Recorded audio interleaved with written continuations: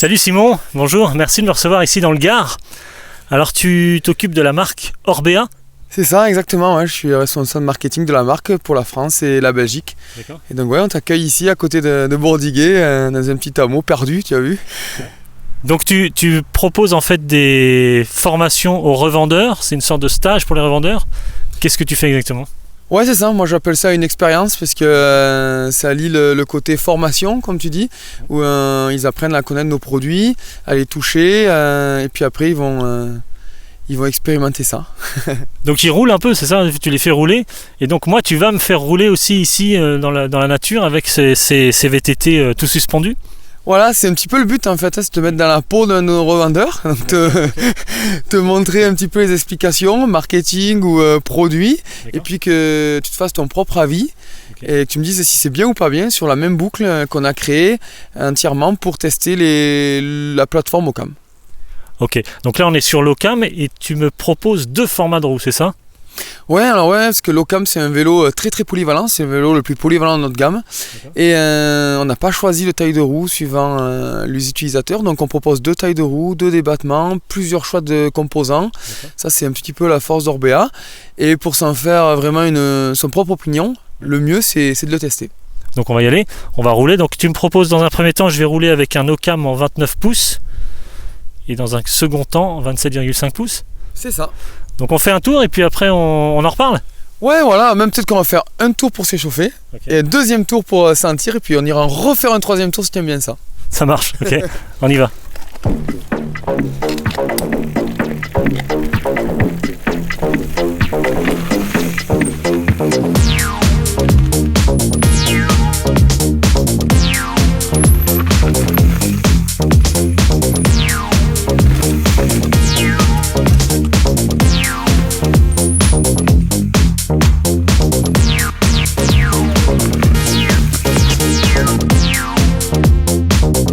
Ok, bon, sympa ce petit tour. Donc toi tu étais sur le 29 Ocam en 29 pouces pour le premier tour. Moi j'étais sur le 29 pouces aussi VTT orange qu'on a vu tout à l'heure.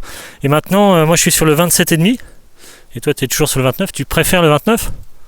Non, je préfère pas. Ça c'est mon vélo perso. C'est vrai qu'après je trouve qu'il y a une polyvalence avec ce vélo là et qui est importante. On peut vraiment aller de très proche du cross-country à très proche de l'enduro avec le même châssis, simplement en adaptant certaines pièces comme le guidon ou les pneus. Mais non, je pense que les deux ont leur raison d'être. Les deux apportent une certaine sensation sur le terrain. Je pense que tu as pu l'expérimenter. Alors moi, oui, effectivement, sur le terrain, ce qui est intéressant avec le 29, c'est que ça passe partout.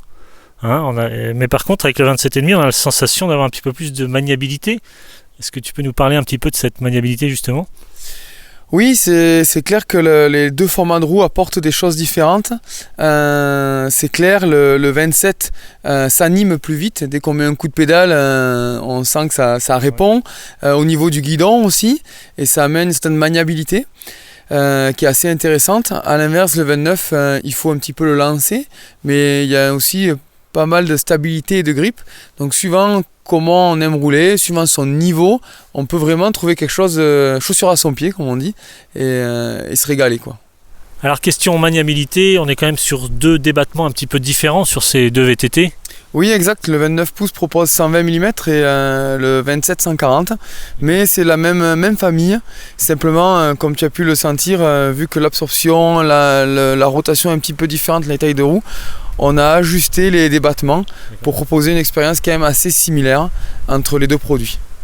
Ok, je te remercie en tout cas pour ces petits tours là, dans cette nature sympa. Donc on est dans le Gard, tu m'as dit, à côté d'Uzès, c'est ça, pas très loin de l'usine Haribo.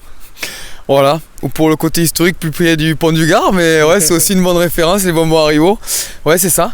Et maintenant on va aller dans un petit village, on va rentrer un petit peu au chaud, il y a un petit peu de vent aujourd'hui. Et on va faire un petit peu les choses à l'envers, c'est-à-dire que maintenant on va parler un peu de plus théorique, et si tu es sage, peut-être qu'on parlera aussi de notre vélo. Ok, un vélo de route peut-être? Ouais, c'est intéressant aussi le vélo de route, ouais. Ok, tu vas nous parler de quoi? De fibre de carbone, tu vas nous parler de géométrie de cadre? Ouais, c'est un petit peu tout ça. C'est vrai qu'un vélo, c'est pas seulement un matériau, c'est pas seulement du carbone, c'est aussi une géométrie, c'est aussi un design, c'est aussi une suspension. Et c'est ces éléments-là qui sont mouvants et les ingénieurs travaillent fort pour vous proposer les meilleurs produits. Donc on va parler un petit peu de tout ça. Ouais. Génial, ok, on va rentrer dans l'univers d'Orbea. Merci beaucoup, on se retrouve tout de suite.